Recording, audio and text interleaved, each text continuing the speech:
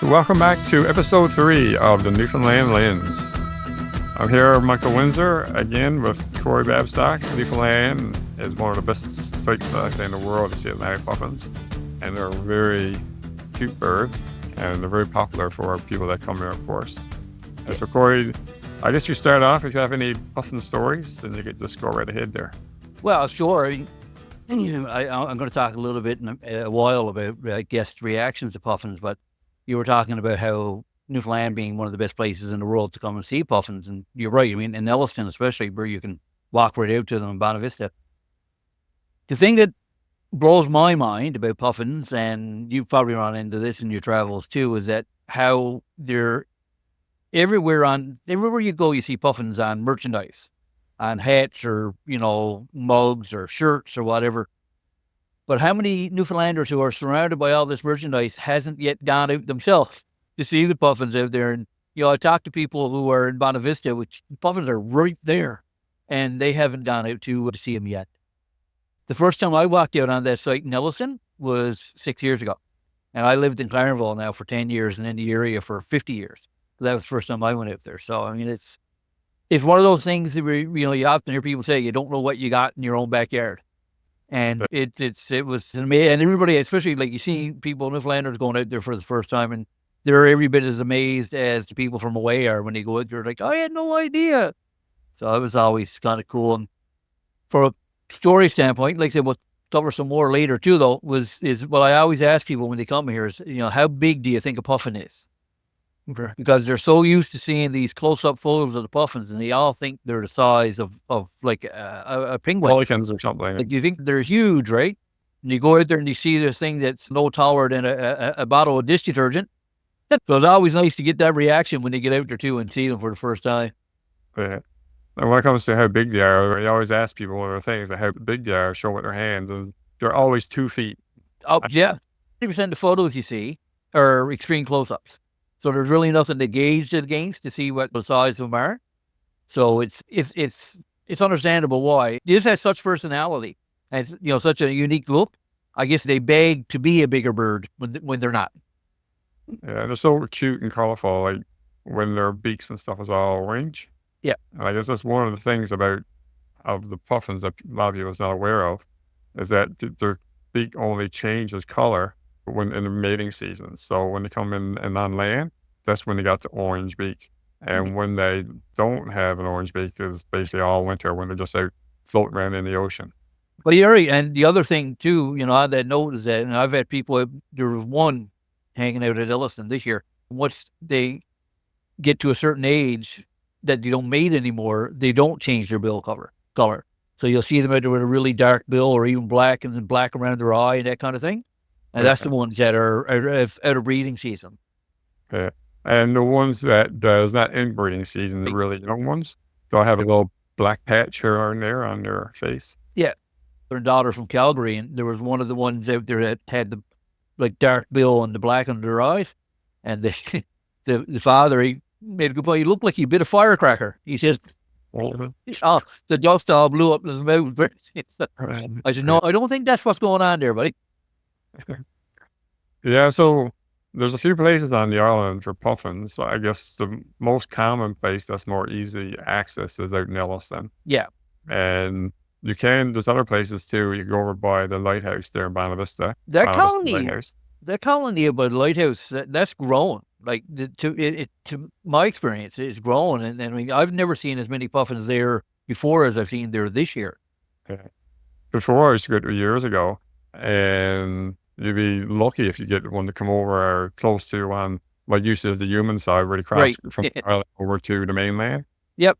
But now, sometimes you go over and you give them there more than you actually give them in Elliston. One of the best photo experiences I've had this year was at Cape Bonavista, because there's a lot more flowers than that at Cape Bonavista. And they came over, and all these purple irises and the dandelions were all in bloom, and they were right there in with the flowers. So it was a brilliant time to capture them, and that was at Cape Bonavista. So, and Spiller's Cove too, Michael, you get similar. Yeah, you give them in Spiller's Cove, they're around the cliffs. They're not in the bigger groups there. No. I find, but you can get them there. I think probably my first puffin picture I ever got was in Spiller's Cove, or Cable John Cove, the real Yeah. name is, but Yeah. a lot of people, when they go there, they'll see the sign. This is Buller's Cove, but Cable John Cove, where the Cable John Puffin Cove is the actual cove itself. and the chimney with all the crazy, beautiful seascape is actually the Cable John Cove that's there. And what's cool too, I thought about it when you were talking about down Cable John Cove is, and we talked a little bit about this on the last podcast with going in Zodiac and what kind of experience that is for photography. Shooting puffins in the water is a whole other kettle of fish too, especially if you can get them running and they got their little footprints going across the water. That's one of my favorite photos I took the first year we were in operation out there, was this little puffin taking off, and you could see how he left his track as he ran. It was really cool. You'll notice too, like when they're here, they're feeding on capon. There's little small fish. They're probably 3 inches long. Yeah. So they feed on those things, and they're so full that they actually can't fly very well. They're not good flyers. It's poor flyers for swimming. Yeah. But yeah, they eat so much food that they actually can't fly. I took a photo of one this summer that he must have just, whatever it took to get off the water and get up on the rocks, because it was like a beach ball with a little head on top. It was like a potato. Flying potatoes. But when they see them flying, how much effort they put into flying, Yeah. their wings are going like flat out, just trying to keep them up. I think it's 140 beats per minute, I believe it is. Fast, right? That's how it is. That's a challenge too when you're trying to shoot them in flight, because you got to be playing with your shutter speed quite a bit to capture them, right? I know there's a lot of people that take pictures of birds in flight, but puffins is probably one of the hardest. Real challenge. They don't just fly in a straight line. They're zigzag up and down. You got to be on the Johnny M spot. And they're small. They're so small. You got a big bird, it's easier to track, but they tend to fly in numbers too. That's what I found now. I'm shooting with you're shooting with the R5 as well. The eye tracking on the R5, if there's a lot of them flying at once, it tends to want to jump around. Yeah, there's a big difference, but that's one of the good things now with the R5 and the bird eye detection for flying. And you get a lot more winning shots. Being out there, like ourselves, I know I've been out there so many times. After a while, you get used to the behavior and where they actually fly to. Yep. So like when I'm there with someone, I could tell them, you sit here, and when it starts coming over to, let's say, the human side, is that you got a better chance of getting them in flight. So I usually help people with that. Yeah, it's a similar experience. You kind of follow a pattern where they almost do like a little hover before they land. Right. And if you can get them in that moment. If you go out there on a windy day, usually they hovers a little bit before they land. Right. Yeah. But it all depends. And that comes down to another thing too, is when they actually do come to the human side, there's no guarantee as wildlife. But I know we go out there, we go back so many times as possible to make sure people get those puffin shots, that the full puffin shot portrait that don't need to be cropped. And usually we're using probably 500 millimeter, 600 millimeter usually. Well, I'm usually shooting, I usually pop my 150 to 600 on, and that's when I'm shooting with it. But I'm usually shooting anywhere from 400 to 500 is where I try to keep the range. Yeah. But when the shooting is good, and when they're over on the human side, I've gotten some really good shots, even with just a nifty 50. Like they're that close that you can get a really good shot up close, right? Yeah, that's what I was going to say, is that you're sitting there, as long as you go and you're sitting down, and the puffins come to you, then you'll get your iPhone and you can just take a picture with them. I had a group of 3 ladies last year. We went out, and it was the most puffins I've ever seen on the human side. Never seen anything like this in my life, and I haven't seen the since. Hundreds, just hundreds. I mean, it was unreal. I don't know what was on the go, but it was a beautiful, bright, sunshiny day, and there wasn't a lot of wind, but they were just in the hundreds. And I have one photo of a puffin literally about an inch away from the tip of my shoe. Yeah. Just walking right in front of us like we weren't even there. It was amazing. And then you take other people, we go to other times, and no, sir, they stay over on the colony side. Doesn't seem to be any. I do find early in the morning, later in the evening, an hour or so before sunset, best times. They'll come back in. Most of the reason for that is that they got the ravens that's out there, and the ravens passes over and the ravens eats them, so they'll scare them. And they're used to being on the water, and they're safer on the water, so that's why they'll basically stay on the water. They won't come back until they know it's safe. We were out there, and the water is almost black with dots. Puffins, like hundreds, thousands of puffins Oh, just in the water, and it's amazing. yeah, I remember one time, I think it was last year or year before, we were out there and was on one of those 7-day workshops, and you had to leave on the last day. Right. Then they So were I on so the I other side. Yeah. so I fell in. I come out and fell in for you. That was probably the craziest puffin experience Yeah. because they're over On the on right-hand side. on the right-hand side of the Yeah. island. But the wind must have been crazy or something like that because they were over on the other side. And hundreds of them. It's just it was covered everywhere, and they were like it for pretty much all morning. I was there with them for about 2 or 3 hours before you even got there, and they were like that from the minute we got there till when you left. It was after lunch, and then Oh, of course we had some birders that wanted to stay, but then we had to go for some other people because the other things to shoot. But that was cool because they were flying right towards us, yes. so we got the perfect opportunity for puffins in flight because they're coming right to us. Yeah, And then were they bringing food back to the burrows then, eh? That was too early, I believe, isn't it? that was in July. That's the money shot that I still haven't got a really good shot of, is them coming back in with a beak filled with capelin. Yeah, this past summer I was out there, and I was at the work, just trying to relax for a bit. Early in the morning after sunrise, and I saw a bird with something in his mouth, and I thought it was just grass. But I said, "It couldn't be grass because it just landed." And then when I zoomed in a bit closer and looked, he actually had fish in his mouth. Awesome. So I was just, like, shooting like crazy. But I was backlit, so it wasn't so good as I like. So I had Yeah. some colors, but Yeah. The last trip I was out there with a group, they were coming in. They weren't coming over because they were going to the burrows, right? I guess the other thing that a lot of people don't realize about puffins is that they don't nest on the ground. They actually dig burrows. But the length of your arm, 2 chambers, one for the eggs, one for business. They will poop where the eggs are, so they got another little side chamber for pooping. But later in the season, that's what they're doing. They're catching fish and bringing them back to the burrows for the young pufflings.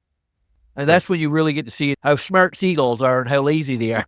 Because they know the puffins are coming back, and they'll wait until the puffins are bitten and ran, and they'll try to get the puffins to drop the capelin. And that was they'll chase happening. them. I got lots of shots, but nothing up close because we were pretty far off doing it. So like I said, the puffins will come in with fish in their mouth, and the seagulls will chase them like crazy, try to get the fish out of their mouth. Capture the beauty of wildlife, icebergs, and incredible landscapes through your own camera lens. With expert instruction, workshops, guided tours, and more. Newfoundland Photo Tours. Book your experience today. The other thing too, you'll see on the puffin, on their feet, even though it looks like a duck feet, but they actually got little small talons on the Yes. front where they use Yep. to dig their burrows. Yeah, I know, and I got a couple of good photos, and I show people that all the time. That's what that's for, digging those burrows. Yeah. Also looks like little ice grips. Yes, exactly, right? Yeah. But it's pretty cool. They're really, like, I don't consider myself much of a birder, really. Bird. Yeah. But puffins, they're really, the more you spend time with them and the more you learn about them, they're a pretty spectacular little bird. Like, just the fact that, like a lot of birds, they do mate for life. But what I didn't realize is that if their mate dies, they wouldn't take on another one. Evidently, they stay, that's it, one and done. But it always fascinates me because when you're out there on a colony and people approach you, I'm sure, the same way, and start talking about puffins, it blows their minds that you just go out in the middle of the Atlantic and hang out in the open water for pretty much the whole winter. Right. And there's such Oh, it is. Yeah, I had some fun with some people. I said, you got little houses out there. it's of all the salt box houses. Yeah. But they're a very cool little bird. Yeah. The best thing I likes about them, I think, the cutest thing, is how they walk, like these struts, like they bounce and stuff. Yeah. Boom, boom. Yeah, that's so cool. I like watching them land too because, like, in water, they're very graceful, right? Oh, yeah. A lot of fun to watch them. They remind me of me. I always say they're my spirit animal. You know, too fat to fly, clumsy on land. Me. Yeah, so it's like they flaps their wings, and all of a sudden they'll stop and just bounce and drop Yeah. down. And it's really cool to watch them interact with each other too. They do that whole bill thing where they kind of The billing. Bill's really interesting. For anyone who don't know, when the puffins actually get there, they come here usually May, right? Usually yep. the end of May, they'll start showing up. May 24th weekend is usually a good marker. Yeah. That's Victoria And I Day. In months. Yeah. I also find too, every time I go out there on Father's Day, that Right. I always find that's when they're always over. Just coincidence. Yeah. But I go out there and that's when they're collecting grass from the human side Right. and it brings back to their burrows. And they usually hang around then till Labor Day weekend. Labor Day, pretty good indicator of when they're going to be gone on again. Yeah. Around middle of September, you might get one or two if you're lucky if you want just to see one. Yeah. But if you really want to be there when the action does happen, it's July. July, And yeah. June. And Yeah. I guess it's good too, right? This is good too, but I got to say, if you're planning a trip to Newfoundland, June and July, because the whales are on the go, icebergs could be on, puffins are on the go. It's kind of like the perfect mish of everything happening all at once. That's when we have our photography tours is the second week in July because that's what I find is basically everything is there. It's Right. like Newfoundland is the happy place. It's just so much stuff to do for a photographer. I have not yet had anybody normally say, geez, I wish I could have stayed longer. Or I got to come back, or I'd like to come back at a different time and see what it's like. But this time that you're here now, which is again June, July, this is the magic time. Or else they'll like it there so much, I end up buying a house and moving here. That's happened. That's I have happened. a lot of that, yeah. I've had Looking for a people, place it's to funny, you're driving around and they're looking at the real estate sites, looking at the prices of houses, and they're blown away because the housing prices are really good. Yeah. And it's, why don't more people live here? I said, well, come back in February. Oh, Yeah, like I said, when we're out there too, I know we're talking about puffins, but there's so much out there, foxes. and other There's birds. Fox Like things out there. yeah, and there's so many other birds. Like the guillemots are out there. There's a bunch of different species that hang around out there. Yeah. Cormorants, shags, as we call them. Not a fan, Common- but yeah, They're they're around. common murs. Or Birds are around. we call them turs. We got our own lingo. This past year, bald eagles have been around a few times. The shearwaters, they're out there as well. Yep, lots. And Like I just want to touch on the foxes. Well, I've never seen as many foxes in my life, young as I've seen this year. yeah, I love taking pictures of foxes, especially when they're really baby, when they still got like that fuzz still Yes. left on them. Yeah, almost like a halo around them from the Yeah. fuss. Yeah, a lot of fun. So maybe, talking about what we like to shoot, maybe we should talk about a little bit more about how we shoot them for anybody who's interested. Yeah, it's not a gun. We use the camera. I know, I said that to somebody one time. I love shooting puffins. What? He said, what a camera, Yeah, so when we take pictures, I find we take a picture of a portrait. I always tell people, you got your lens and always look for the background as well. So if you're taking a picture of the puffin and the background is going to be blurry, but if you take a picture when the ocean is behind, you'll get a blue color. If you get one, sometimes there's out there to get the rocks brownish, you have a brown background. And there's always different or flowers next to them, or if you got grass in their mouth or flowers in their mouth. Yeah. Everybody's, and I find this all the time too, when we go out there, everybody's, they'll get their first shots, they'll shoot anything. Like it could be a puffin butt or a puffin, foot. They're just thrilled that they got a puffin photo. But once you're out there for a couple of hours, you're getting a little bit more selective about what you want to shoot. But I'm guilty of it too. Like the first time I'll go out this year, I'll shoot like 1,000 exposures.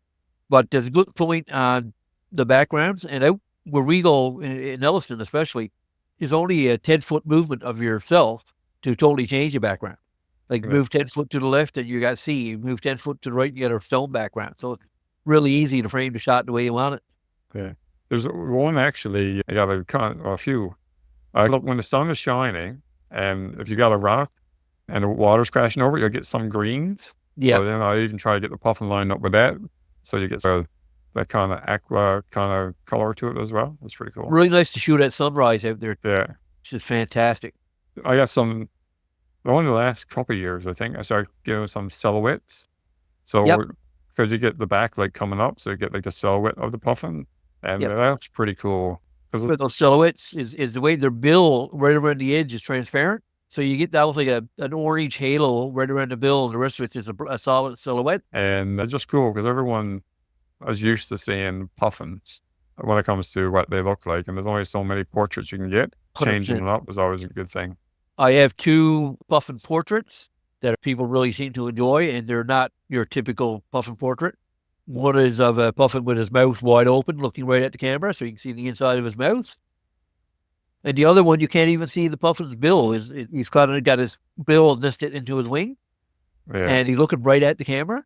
And that's very, people really like that one too, which is kind of funny because you think about a puffin, you think the bill is what makes the puffin special. And in this one, you can't see it at all. Great shot.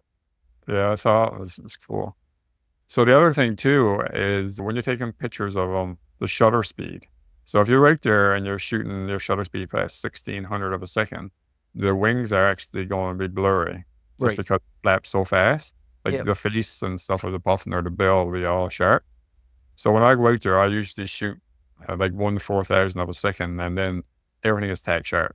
Yeah. And your ISO then, where's that looking? It depends, right? If it's a nice, bright, sunny day, 4000 is not a problem.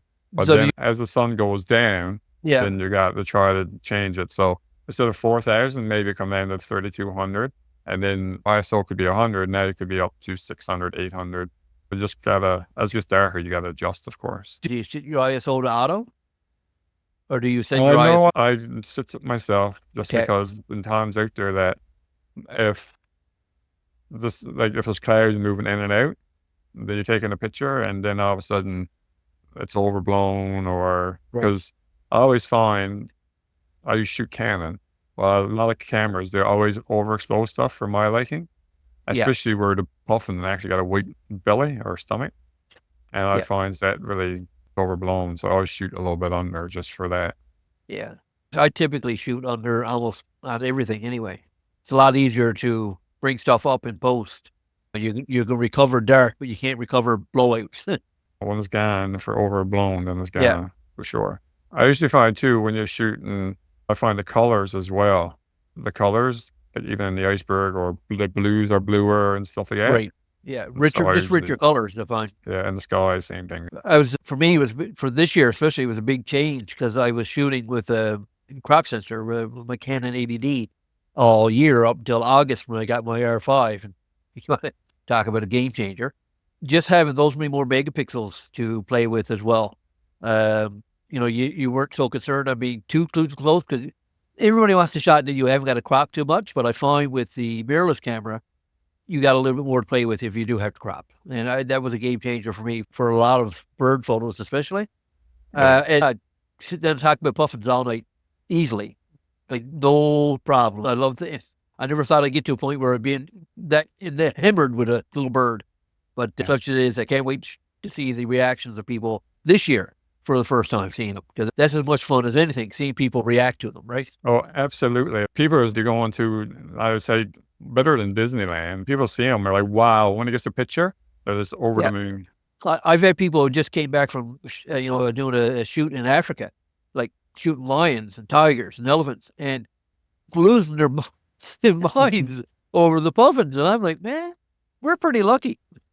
Yeah, sure. The other thing I want to mention now, Michael, because we forgot to do it last time, was to make sure people know to subscribe to us. We're on Apple Podcasts and Spotify, every other podcast provider, and YouTube as well. So click the link down below to subscribe there so you get notifications. We're going to be trying to do this every week, but it'd be nice to be able to get notified when they do come down. And shoot us some questions. We'd love to hear from you guys. And if you have any specific questions with Newfoundland, photography, visiting, what it takes, more than happy to help you out. For sure. And next week, we'll go into Wales as my favorite thing to photograph in the world, my happy place. I'll have a good story for that one about something that happened this past summer. So yeah, but stay tuned for that one. So as we sign off here again from the rock, keep your eyes on the horizon and your heart in Newfoundland. till next time. Bye.